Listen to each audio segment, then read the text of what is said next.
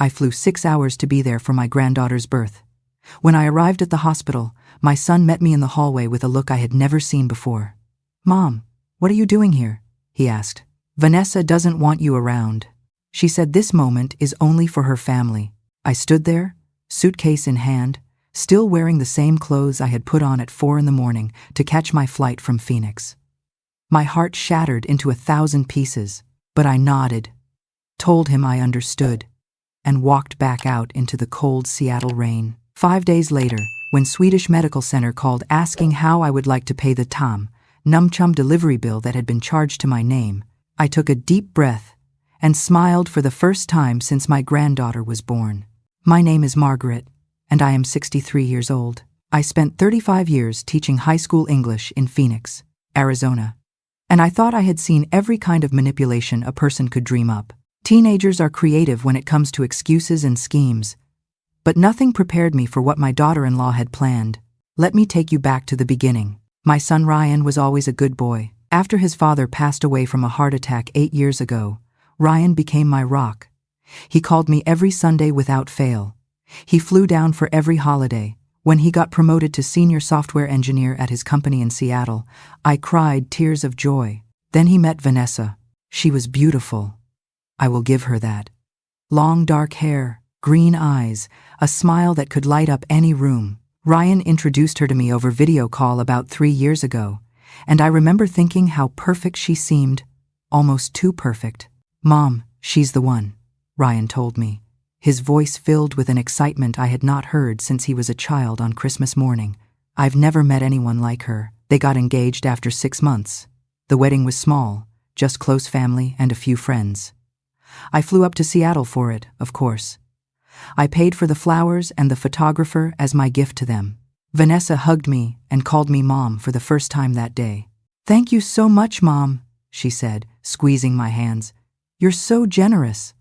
I never had a real mother figure in my life. My parents passed away when I was young, and I grew up in foster care. Having you means everything to me." My heart melted. I vowed right then to treat her like my own daughter. Looking back now, I realized that was exactly what she wanted me to feel. The first sign something was wrong came about a year into their marriage. Ryan stopped calling as often. When I did reach him, he seemed distant, distracted. He made excuses for why they could not visit for Thanksgiving. Then Christmas, then my birthday. "Vanessa's been having a hard time," he explained. "She's anxious around new people. She needs me here." I tried to be understanding. I sent cards. I sent gifts. I transferred money to help with their mortgage when Ryan mentioned they were struggling. Over the course of 2 years, I probably sent them close to $40,000. When Vanessa got pregnant, I thought things would finally change. "Mom, you're going to be a grandmother," Ryan announced over video call. Vanessa sat next to him, her hand on her belly, smiling that perfect smile. I burst into tears. "Oh, sweetheart. I'm so happy. When is the due date?" "I'll book my flight right now." Vanessa's smile flickered for just a moment. So brief I almost missed it. "The due date is March 15th, Ryan said. "But Vanessa wants to wait until after the birth for visitors. She needs to rest and recover first." I was disappointed, but I agreed. New mothers need their space. I understood. Then, on March 12th, I received a text message from Ryan. Just 2 words: "She's early." I did not think. I did not plan. I grabbed my purse, drove to the airport, and bought the first ticket to Seattle. $800 for a last-minute flight. I did not care. My granddaughter was being born. I landed at SeaTac at 2 in the afternoon local time. I took a cab straight to Swedish Medical Center. My heart was pounding with excitement as I walked through those sliding doors. And then I saw Ryan. He was standing near the elevator bank, arms crossed, face pale. When he spotted me, he closed his eyes for a long moment before walking toward me. "Mom, what are you doing here?" "I came to meet my granddaughter," I said, confused. "You texted me." "She came early. I texted you to let you know. Not to invite you." He lowered his voice. "Vanessa doesn't want you here. She specifically said she only wants her family in the room." "I am her family," I whispered. I'm your mother. I'm the baby's grandmother. Ryan shook his head. Vanessa's been clear about this, Mom. She finds you overwhelming. She says you try to control everything. She needs this moment to be peaceful. Overwhelming? Control everything? I had done nothing but support them. I had given them money, space, everything they asked for. Can I at least see the baby? I begged. Just for a minute. Please, Ryan. I flew 6 hours. I'm sorry, Mom. He would not meet my eyes. You need to leave. I'll send you pictures when we're ready. I stood there for what felt like an eternity. Other families walked past us, carrying balloons and flowers, laughing and crying happy tears. And here I was, being told to go away. Okay, I finally said. Okay, I'll go. I turned and walked back out into the rain. I found a hotel near the airport and cried myself to sleep. The next morning, I flew home. For 5 days, I heard nothing. No pictures, no updates, no response to my text messages asking about the baby's name, her weight, if everyone was healthy. Ryan had completely shut me out. Then my phone rang. Mrs. Margaret Holloway? A woman's voice asked. Yes, this is she. This is Sandra, calling from the billing department at Swedish Medical Center. I'm calling about the outstanding balance on the delivery services for baby girl Chen. Our records show you signed as the financial guarantor, and the total after insurance comes to $8,523. How would you like to handle payment? I sat down slowly. I'm sorry, can you repeat that? I signed as the financial guarantor. Yes, ma'am. We have your signature on file dated March 12th. The form indicates you agreed to be responsible for any charges not covered by insurance. March 12th, the day I was at the hospital, the day Ryan sent me away. Ma'am, are you still there? I never signed anything, I said, my voice steady despite the rage building inside me. I was only at that hospital for 10 minutes, and I certainly did not sign any financial documents. There was a pause. I see. Would you like me to email you a copy of the signed form? Yes, please do that. 20 minutes later, I was staring at a PDF on my laptop screen. There was my name, my address, my date of birth, and at the bottom, a signature that looked remarkably like mine. But I did not sign it. I know my own signature. This one was close, but the M was wrong. The loop on the I was too small. Someone had practiced copying my handwriting, but they were not perfect. I called the hospital back and asked to speak with their fraud department. I spent the next 4 hours on the phone, explaining, answering questions, providing documentation. By the end of it, they agreed to launch an investigation. Then I called my son. Ryan, we need to talk about the hospital bill. He sighed heavily. Mom, I know it's a lot of money. Vanessa feels terrible about it. She says she accidentally listed you as the emergency contact, and somehow it got mixed up with the financial forms. It was an honest mistake. An honest mistake, I repeated flatly. She never meant for you to be responsible for the bills. She's going to fix it. Just give her some time. She just had a baby, Mom. Ryan. Someone forged my signature on a legal document. That is not a mistake. That is a crime. Silence. Your wife committed fraud, I said. And either you know about it and you're protecting her, or she's been lying to you too. Either way, I'm not letting this go. Ryan's voice turned cold. Mom, you're being dramatic. This is exactly what Vanessa was talking about. You always make everything about you. We have a newborn daughter. Can you please, for once in your life, just let something go? He hung up on me. I sat in my living room for a long time after that call. 35 years of teaching taught me one thing above all else. When someone is being manipulated, they cannot see it. The harder you push, the more they defend their manipulator. But I was not going to let this go. I called my attorney the next morning. Patricia had helped me with my husband's estate, and she was sharp as a tack. I explained everything. Margaret, this is serious, she said. Forging a signature on a financial document is a felony in Washington state. If this woman did what you're saying, you need more than just the hospital's investigation. What do I need? Evidence. And honestly, this sounds like it could be part of something bigger. People who commit fraud once usually have a history. Let me make some calls. 3 days later, Patricia called me back. Margaret, you need to sit down. I was already sitting, but my stomach dropped anyway. Vanessa Chen is not her real name. I gripped the phone tighter. What? I hired an investigator, just a quick background check. Vanessa Chen does not exist before Haingyin Lermuichin. No birth certificate, no school records, no employment history, nothing. She appeared out of thin air the year before she met your son. Then who is she? Her real name is Vanessa Moreau.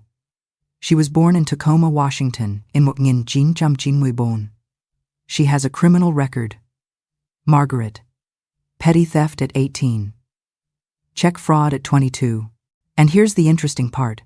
She was married before, to a man named Bradley Cooper. No relation to the actor. He died in Haingyin Lermuitam.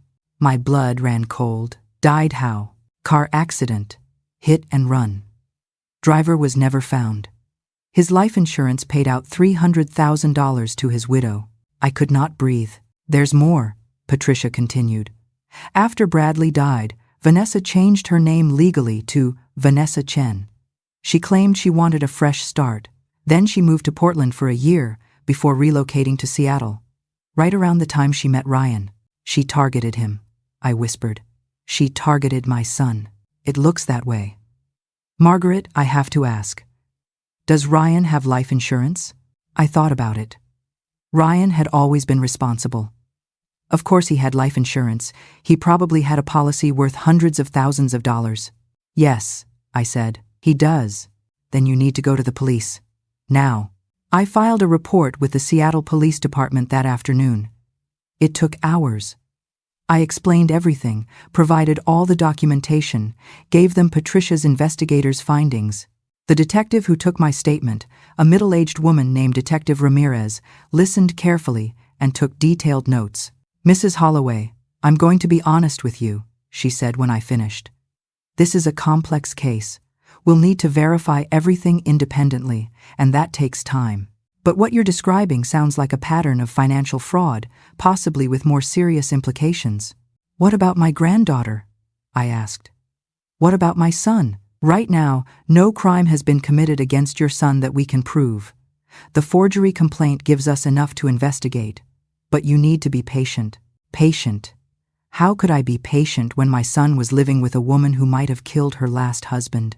I flew back to Seattle 2 weeks later, not to confront anyone, just to be closer. I rented a small apartment in Bellevue, told Ryan I was thinking about relocating to be near him and the baby. He was skeptical but did not push back too hard. Maybe you can come see Lily next month, he said. Vanessa's still adjusting. Lily. My granddaughter's name was Lily. I had to learn it from my own son in a casual phone call, like it was nothing. I would love that, I said, keeping my voice calm. While I waited, I watched. I did not stalk them. I did not do anything illegal. But I paid attention. I noticed when Vanessa went to lunch with the same woman 3 times in 1 week. A blonde woman, expensively dressed, driving a white BMW. I wrote down the license plate. I noticed when Vanessa made 2 trips to a storage unit facility outside the city. What was she storing? They had a perfectly good garage. I noticed when Ryan started looking thin and tired whenever I caught glimpses of him leaving for work. Something was wrong, and it was getting worse. The break came 6 weeks after my initial report. Detective Ramirez called me on a Tuesday morning. Mrs. Holloway, we've completed our initial investigation, and I need to meet with you in person. Can you come to the station this afternoon? I was there in an hour. Detective Ramirez sat me down in a private room with another detective, a younger man named Detective Washington. Between them on the table was a thick folder. Mrs. Holloway, what we've found goes far beyond the forged hospital document, Detective Ramirez began. Vanessa Moreau, the woman your son knows as Vanessa Chen, is connected to a fraud ring operating across 3 states. I felt dizzy. A fraud ring? Yes. The blonde woman you noticed her meeting with? Her name is Rachel Summers. She's Vanessa's partner. Not romantically, professionally. They've been running this scheme for at least 7 years. Detective Washington opened the folder and slid a photograph toward me. They target men with stable careers, good credit, and substantial life insurance policies. Rachel identifies the targets through her job at a financial planning firm. Vanessa makes contact, builds a relationship, and eventually marries them. And then what? I asked, even though I already knew. Then the target either dies in an accident or Vanessa drains their finances and disappears before things get too complicated. Bradley Cooper was option 1. We believe 2 other men in Oregon were option 2.